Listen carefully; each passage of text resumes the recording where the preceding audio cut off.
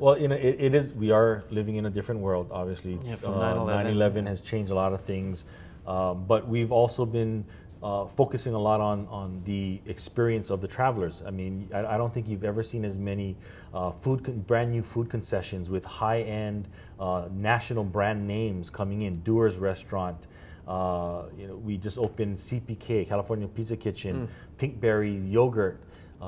So we've really diversified the kinds of offerings that people have on the other side. Once they hurry up and wait through security, they get to the other side, then we're trying to improve that experience for them. But passenger experience, making sure you're in Hawaii when you land and when you leave, that is all the main foundation for what we're going to be envisioning for the future of our airport. And people want to compare Honolulu International Airport to a lot of our the brand new international Changi Shanghai. International is my favorite. Changi it's like a big living room for people. But people need to remember, those are brand new airports. They built them from scratch, and they had a clean slate to build from.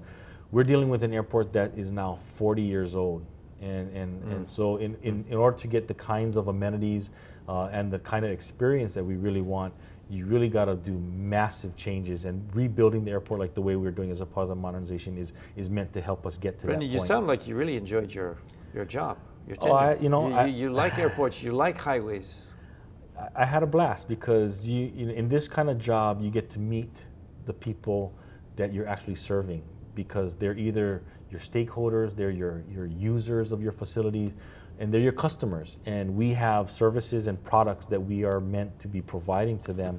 And when you actually get to talk to them and see the projects come to completion, it's very fulfilling. And when you get some of the feedback, and I'm not saying everything is always rosy, because we do have a lot of challenges, and we take a lot of complaints, because people are not satisfied with what government has provided them in the past, and our job is to change that, to fix that. And I think we've done a very good job at changing that over the last 8 years. I can give you a kudo in that one of my constituents had just come back from the mainland and had experienced the cell phone park. I immediately passed it over to D.O.T. Yeah. And you guys, within a matter of weeks almost, a couple of months, had a cell phone park. Now I understand you got 2 of them.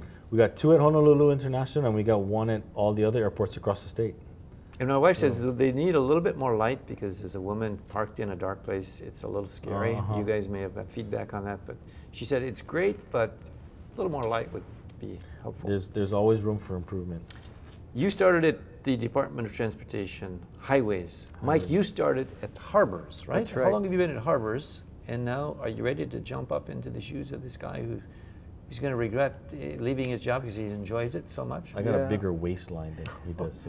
Bigger waistline and bigger shoes, but they're definitely big shoes, and I'm looking forward to the challenge. Unfortunately, it's a very short period of time, so I don't know that I can get anything big and new started, but I can definitely continue what Brennan and Barry Fukunaga and Rod Haraga started in the past. So there's a lot to do. And yes, I started at Harbors in August of 2007.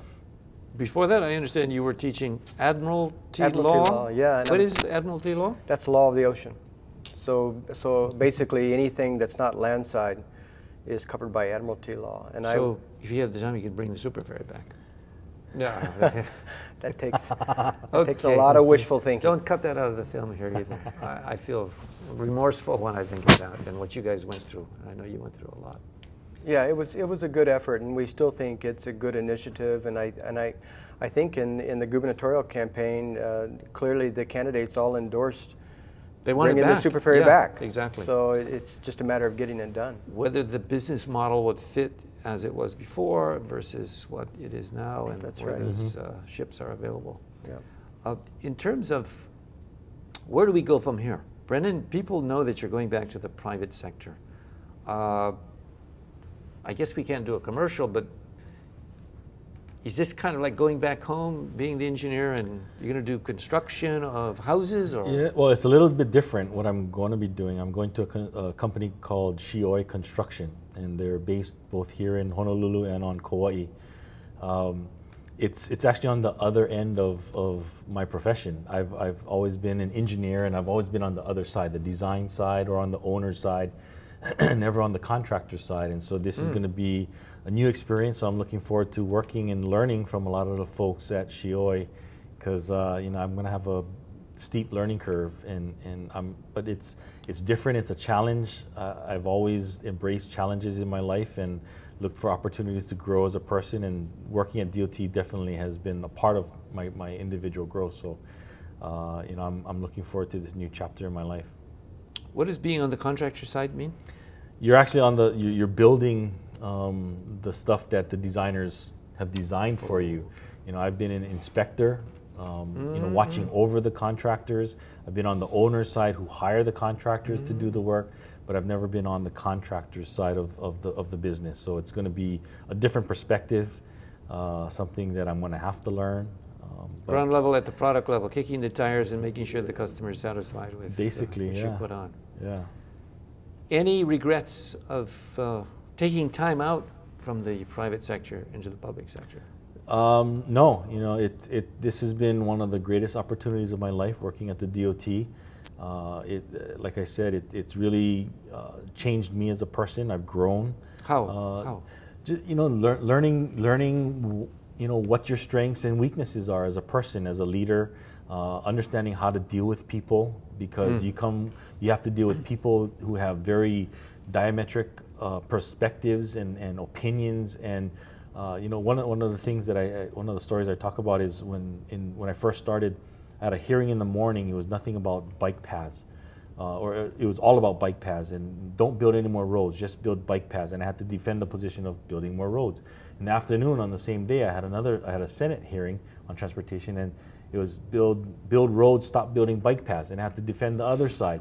And so just having to understand and be in someone else's shoes and defend those positions has really allowed me to open my mind to a lot of different things and really understand what collaboration and cooperation means to the success of government in general.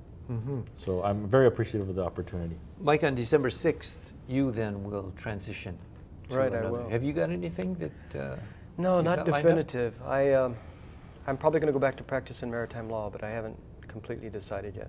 Practice and teaching maybe at UH? Or? Yeah, I still will probably teach on an adjunct basis. So they don't offer it every semester because it's such a specialty field.